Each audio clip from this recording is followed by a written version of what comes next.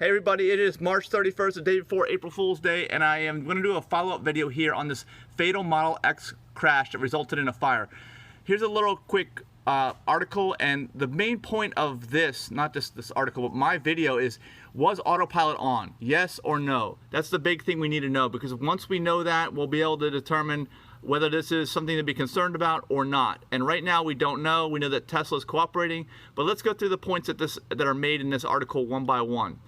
Let's see. First of all, they talk about the slow burn of the battery. Oh, and by the way, if you want to take a look at my previous video, which has a lot of views, it's got 40,000 views already, which is pretty good for just being released. Here's what it is. Just type in, here's why a Tesla Model X caught fire and driver killed. That is my video.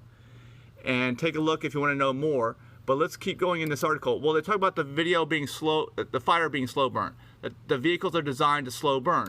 And I've also got a video on that explains, here's why Tesla EV battery fires are a major problem. Well, it's because of the amount of time. And I talk about this in this video. That's the real issue here. Not the fact that it was slow burn, because I don't think it killed the driver. I think the driver was killed on the impact. It was a horrific crash. But the problem, and I addressed it in that video, is what's going to happen with these vehicle fires in the future with slow burn batteries? It's going to keep these roads closed, instead of like an hour or two closed, for like 6 hours. And that's a major problem. So go ahead and watch that video if you want to learn more about that, because that will be something that's talked about a lot more as electric vehicles become more common and crashes happen, although hopefully autopilot or full self-driving will prevent most of these crashes. So let's talk about the Model X itself and the safety rating of the Model X. They mentioned here it was the first SUV to get a 5-star safety rating across the board. Well, I've also got some videos on that, so go check those out. One I did recently is the Tesla Model X Safe. That talks about that. And then also in there is, a second video I did. This is a while ago. The analysis of the Tesla Model X crash videos. You'll get to see what it looked like. The safest SUV that NHTSA has ever tested. You can see that the vehicle is incredibly safe. You can't really get a safer vehicle, but still this guy was killed and the entire front of that vehicle was just torn off. All right, well, let's talk about, oops. Well, we're going into another video on it. Let's try to go back. All right, here we are. Now, they're also talking about a Model S driver that was killed back in 2016. I've got a video about that as well. And I talk about why that is no longer relevant. They shouldn't even be talking about this in articles. And if you watch my video, 2016 Tesla Autopilot death no longer relevant, you'll understand why it's no longer relevant. It's important that we do.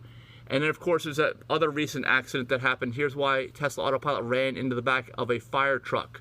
Okay, that's also mentioned in this article.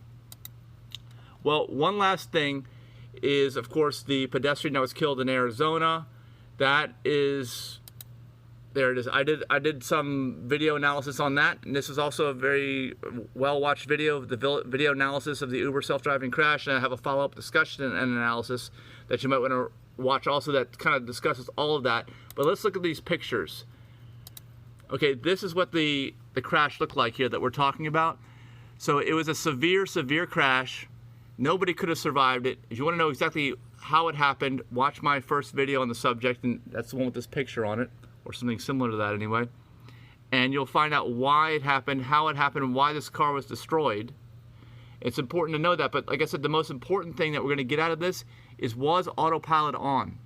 Because if it was, either the autopilot system itself crashed the SUV into the wall, which would be really, really bad, or the autopilot couldn't make up its mind, and the driver realized he was going the wrong way and just jerked the wheel out of autopilot, and it caused the crash. I'd say it's probably one of those two things if autopilot was involved.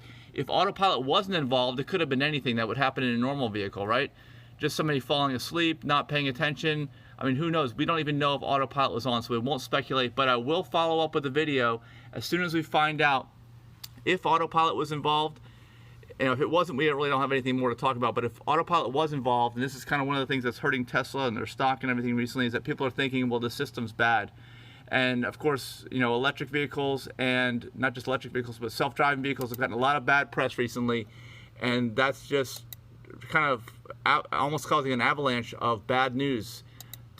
this last week. So hopefully we'll get some good news after April Fool's Day. Let me know your comments as to why you think this happened, specifically if you think AutoPilot was on or not. If you have any other evidence or information that we could learn about whether or not AutoPilot was used in this accident, I'd like to hear from you. So thanks for commenting and thanks for watching.